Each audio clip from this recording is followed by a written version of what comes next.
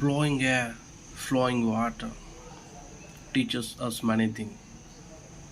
One among them is not being stagnant.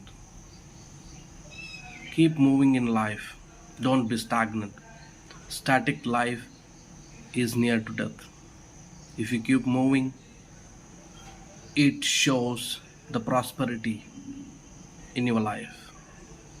Remember, stagnant water is dirty compared to the flowing water, which is purer. Stagnant water smells foul. So be pure. Keep moving. Show some activity. Achieve something in life.